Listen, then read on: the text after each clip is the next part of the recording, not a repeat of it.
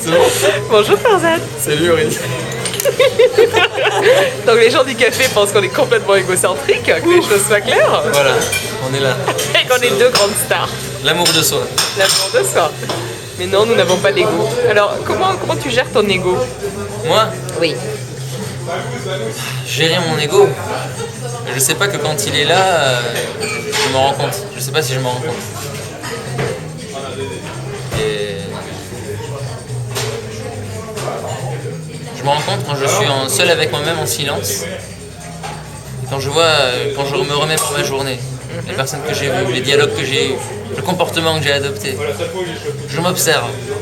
Et là, je vois mon ego. Et là, je me prends de compassion pour lui. Et puis, on va prendre un verre ensemble. Est-ce que tu aimes poser des questions aux gens? J'adore. En fait, j'ai un ami JB, Jean-Bernard, que je vous présenterai.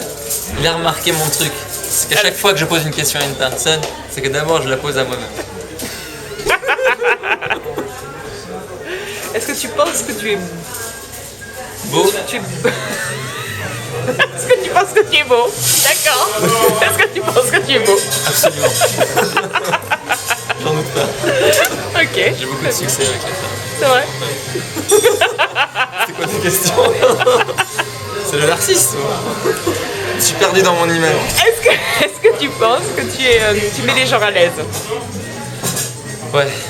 Ça, c'est. Je pense que c'est un de mes talents. Ouais. Comment Mettre tu les fais gens ça? à l'aise. J'ai vécu le fait d'être jugé en fait par la société, par les gens, mais surtout par moi-même, par l'image que j'ai de moi-même. Donc je sais ce qu'est en train de vivre la personne que j'ai en face de moi et que je suis en train d'interviewer. Donc si je suis moi-même à l'aise avec moi-même, tu vois, cette partie-là de moi, ce torse-là se détend. Tu aimes bien te toucher, non? Hein? J'adore me toucher. Comme j'ai manqué d'affection dans ma vie, moi c'est ce que je pense. Je me dis si je me touche, je vais pouvoir accomplir ça. J'aime me toucher. C'est ça. C'est pas tendancieux, hein. Je m'aime. Okay. Et si j'ai un conseil à donner à tous ceux qui nous regardent, c'est aimez-vous. Aimez-vous, touchez-vous, massez-vous, sortez, faites-vous plaisir, soyez pour vous-même, pas pour les autres. Et si vous êtes avec l'autre, eh bien, le questionnement que vous posez à vous-même, posez-le à l'autre. Soyez sans retenue. Se retenir, c'est se laisser stagner, et on sait qu'une eau stagnante est morte. Se baser sur des informations, sur du savoir pour dire que l'on sait, alors qu'on ne fait qu'accumuler des livres, des concepts et des théories décousues, ça ne sert à rien. Il faut laisser couler, il faut laisser aller, il faut lâcher prise de tout ce savoir. Et c'est là où on accède quelque part à la connaissance, de prendre à la rigolade. Qu'est-ce qui te fait peur? Qu'est-ce qui me fait peur? En premier lieu, moi-même. Je suis quelqu'un de pervers. Je suis une personne vicieuse. Je me connais assez bien, tu vois, pour me voir dans mes erreurs. Avant même de faire une connerie, mais je me vois en train de la faire. Je me dis, allez, j'y vais ou j'y vais pas, je fais ou je fais pas. Comme un enfant qui va se préparer à une bêtise. Mais je me dis, bon, j'ai envie de construire ma vie, de construire le monde. Alors, c'est trêve de bêtises maintenant. Qu'est-ce que je fais pour ce monde? Parce que chaque action que je vais mener va avoir un impact sur la vie de mon voisin. Si c'est destructeur pour moi, ça va être destructeur pour lui. Et je m'en sentir responsable. Qu'est-ce que tu fais quand tu es amoureux? J'aime de tout mon cœur, totalement, je suis totalement exprimé, clos. Et aussi, je suis aveugle, je ne vois plus rien d'autre autour de moi, tout me semble beau, tout me semble extraordinaire. Il peut m'arriver des tuiles incroyables, tu vois. Je ne vois pas. Je me dis, c'est génial. Et je me dis, mais quelque part, qu'est-ce que ce serait bon d'avoir ce sentiment-là d'amour, mais cet être voilà, tout le temps, cet être-là d'amour tout le temps. Comment on pourrait faire ça?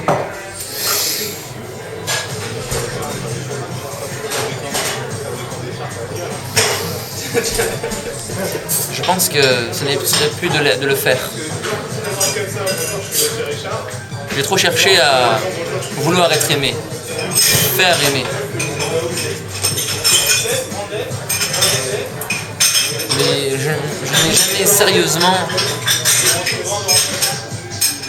jamais sérieusement accepté d'incarner l'amour.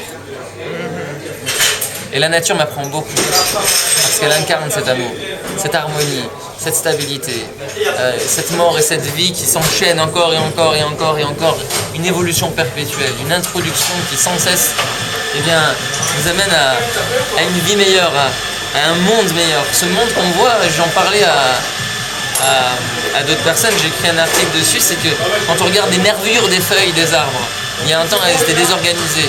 Et petit à petit, au travers du temps, cette harmonie, cette globale a fait que aujourd'hui les feuilles, leurs nervures sont parallèles.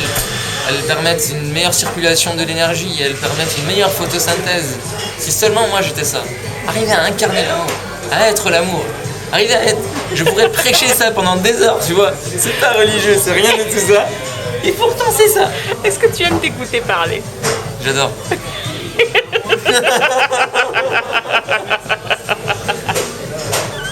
Et est-ce que parfois tu as l'impression de parler un peu trop? Ah ouais, on me l'a dit plus d'une fois. Et d'ailleurs, je fais un clin d'œil à Thierry Saucé. Puis je vais te raconter une anecdote qu'il m'a dit. J'ai pris la parole et j'ai raconté une anecdote. Et puis il m'a dit, vous savez, un jour, il y a un journaliste qui a pris la parole pendant que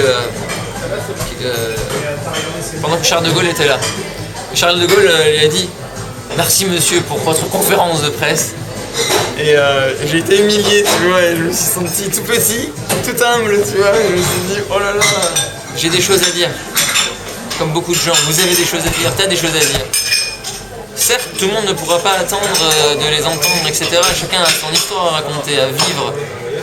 Je pense qu'à un moment donné, quand on a trop vécu dans l'isolement, on a besoin de s'exprimer, on a besoin d'être nous-mêmes. Et pour être nous-mêmes, on a besoin d'un public, certes, pour être narcissisé, avoir de l'amour de soi, mais d'accepter en soi ce dialogue. Donc, quand ce sera terminé ici, là, entre nous, bien sûr que ça va continuer en moi, jusqu'à la fin de ma vie, et même plus tard ailleurs. Est-ce que tu ris beaucoup? Ah, j'adore. Je suis très sensible aux femmes qui me font rire aussi. Qu'est-ce qui te fait rire? La sincérité, l'authenticité, ce qui est spontané, ce qui arrive comme ça, tu vois, la maladresse. Un message aux femmes qui te font rire. T'en as pas eu assez de messages? Vas-y. Un dernier message. C'est moi qui... C'est pas moi qui pose des questions. L'intervieweur est interviewé, l'observateur est observé. L'absence d'information préserve l'information. On a trop vécu dans l'encloisonnement. Et un message aux femmes qui aiment me faire rire, continuez à faire rire le monde, continuez à... Ouais, j'apportais le repas il y a un temps quand j'étais étudiant à une dame juive, une mamie juive, moi je l'appelais mamie yiddish. Elle me faisait rire cette femme, mais du fond du cœur. Et je me suis dit, mais si la vie c'était ça, et si c'était que ça, et si on pouvait avoir une vie que comme ça, hein? Et comme j'aime pas vivre sur des et si, alors je vais agir pour ça. Et j'espère que vous aussi, vous serez inspirés pour faire rire, même dans les moments et surtout dans les moments les plus difficiles. Vous voyez, je discutais avec un monsieur qui sortait un livre sur l'histoire de la vie de son père en camp de concentration. Un monsieur espagnol. Et je disais, oui, il y a beaucoup de souffrances, etc., que vous exprimez là dans votre livre. Mais qu'est-ce que votre père en pensait? Qu'est-ce qu'il y avait de positif en lui? Il commence à réfléchir. Près de 5 minutes, 10 minutes, c'est long, il y avait du monde autour. Il me dit, c'est dingue parce que mon père a toujours été positif après cette expérience du camp de concentration. Je lui dis, qu'est-ce qui fait ça? Donc on va plus en profondeur, on plonge à l'intérieur de soi. Et il dit, parce qu'il avait vécu des choses tellement difficiles, qu'il avait appris à rire au milieu de cette tempête, au milieu de ce désespoir, que toute sa vie après n'a été que rire, joie et bonheur. Et moi, c'est tout ce que je vous souhaite. Quelles que soient les difficultés, quel que soit ce qui nous arrive, faites nourrir femme, faites nourrir mère, faites nourrir sœur. Et faites nourrir parce que vous nous nourrissez.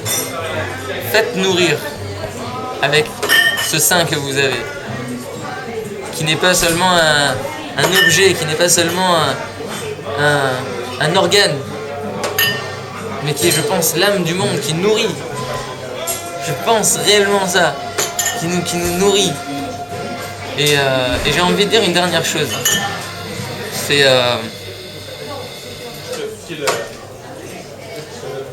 quand on se prend trop au sérieux, des fois, on est un peu comme des chercheurs qui se battent sur une théorie qui n'existe pas. Il y a un temps, j'intervenais dans une conférence et j'ai vu deux hommes de science qui avaient la pensée pour changer le monde se battre sur des mots, se battre sur des concepts. Mais on le sait très bien, vous comme moi, que les mots ne transmettent pas le sens et que c'est le cœur qui parle. Merci Farzan.